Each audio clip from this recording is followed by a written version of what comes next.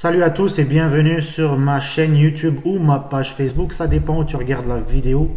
Aujourd'hui on va parler de Jay Cutler. Franchement, si tu connais pas Jay Cutler, ici sur la photo par exemple il est avec son père et tu vois le gars c'est un monstre, ok. Donc c'est le gars qui a fini deuxième derrière Ronnie Coleman plusieurs années d'affilée. Donc là les premières images on voit c'était en 2001 où pour la toute première fois on a vu Jay Cutler tenir tête à Ronnie, finir deuxième à Olympia. En tout cas, ils ont bataillé. Ici, c'est en 2004. Encore là, en 2004. Et puis là, c'était une démonstration. En tout cas, ils ont bagarré. Et puis, finalement, Jay Cutler, il a fini par battre Ronnie Coleman. Il est devenu Mr. Olympia après avoir fini 4 fois deuxième derrière lui.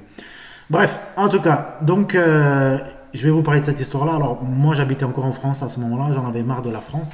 Alors, j'ai décidé de bouger. J'ai pris l'avion et direction les États-Unis d'Amérique. Et j'ai choisi la ville de Los Angeles pour y aller.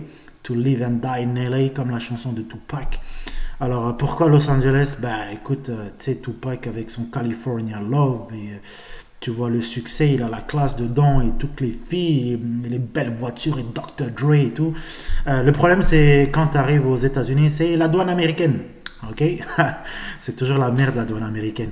Alors oui, c'était avant Donald Trump et ses décrets anti-immigration, anti-musulmans, anti-arabes. Mais c'était quand même après le 11 septembre 2001, puisque je rappelle que c'était en 2004 que j'étais à Los Angeles. Bah donc quand tu arrives à la douane, c'est le bordel. Voilà, je suis resté comme 5 ou 6 heures là-bas. En plus avec le décalage horaire, j'étais éclaté.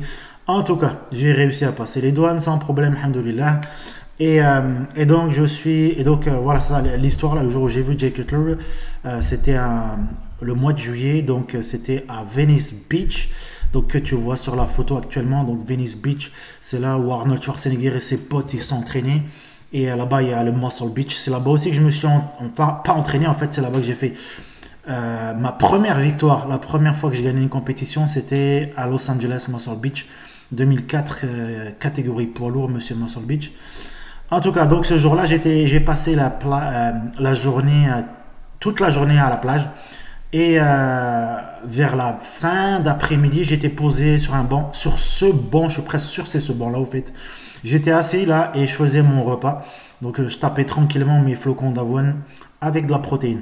Alors je sais pas si j'ai passé trop de temps au soleil ou quoi, ou si j'avais la tête qui commençait à tourner. Mais à un moment donné, il y a un gars qui passe, ok. Je l'ai pas vu parce qu'il a marché comme quoi 10-15 mètres devant moi. Et j'ai tourné la tête vers la droite. Et là je vois de dos un blond en t-shirt et en short ultra large d'épaule. Et là je regarde la personne avec qui il est sur sa droite. C'est une fille. Bon, il était de dos, hein, ici, ça, on les voit de face. Mais en tout cas, un blondinet hyper large d'épaule avec une blonde à côté. Je me dis, mais c'est Jay Cutler ou quoi? Et là, je dis, mais n'importe quoi. Jay Cutler, il habite à Las Vegas, il n'habite pas à Los Angeles. Mais là, le problème, c'est que je baisse le regard et là, je vois des mollets de fou. Et là, je dis, non, non, non. Ça, c'est des mollets de bodybuilder pro et je suis presque sûr que c'est Jay Cutler. Alors, je vais pas vers Jay Cutler. Pourquoi? Parce que j'ai pas mon appareil photo avec moi. Alors, ce que je fais, c'est que je cours jusqu'à ma voiture. Je récupère mon appareil photo.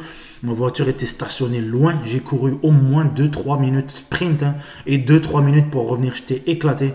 Ouais, à cette époque-là, il n'y avait pas de téléphone intelligent. Il y avait juste des téléphones bêtes qui ne savaient pas faire de photos. Ils servaient juste à téléphoner, bizarrement. En tout cas, j'ai ramassé mon appareil photo et j'ai couru vers la plage. Et là, l'endroit où j'ai vu Jay Cutler, je ne le vois plus. Et là, je vois sa femme, Kerry Cutler. Donc, elle est devant les toilettes. Les toilettes que tu vois en photo. Donc, je cours vers là-bas. Je suis essoufflé à fond et tout. Et là, je fais le tour de la fille. Je la regarde bien. Et là, je la reconnais. Je dis, wow, bab, c'est Kerry Cutler. Donc, le gars qui est dedans, c'est sûr à 100% c'est Jay Cutler. Donc, Jay Cutler était dans les toilettes. Hein, ok, donc il faisait ce qu'il a à faire. D'après moi, c'était la petite commission, parce que c'était quand même rapide. Et là, Jay Cutler, il sort des toilettes. Oh, bab, ces monstres-là, je vois, je suis tout fou, tout excité. Je dis, oh, bab, c'est Jay Cutler. Mais tu sais, il vient de sortir des toilettes, déconne pas. Alors, mais Jay Cutler ou pas, tu sais, j'attends qu'il se lave les mains. Il va au lavabo, tranquille, se lave les mains. Et là, il me fait face, ou plutôt il fait face à sa femme. Et moi, j'étais collé à sa femme à ce moment-là, pour être sûr de ne pas le louper. Moi, tout ce que je vois devant moi, c'est un gros nounours. Pas un gros, en fait, un ours énorme, ok. Là, je lui saute dessus. Le problème, c'est que, tu sais, je le prends, je le fais une accolade tellement je suis content de le voir. Le problème, c'est que Jay Cutler est tellement large d'épaule, tu as du mal à faire le tour. En fait, c'est un tank. Ok, il est large à mort, il est dur comme de la pierre, ses épaules, c'est un truc de fou. En tout cas, j'ai eu ma photo avec lui, j'étais super content, j'ai parlé avec lui, je lui ai raconté un peu mon histoire et tout. Je dis ouais, je veux être un pro moi aussi, je veux des sponsors et tout. Et il me dit ah Lutfi, si tu veux ça, il faut s'entraîner. Ben, le truc classique, tu sais, entraîne-toi dur, les sponsors. Moi, je les ai contactés tout le temps. Tu les contactes un par un.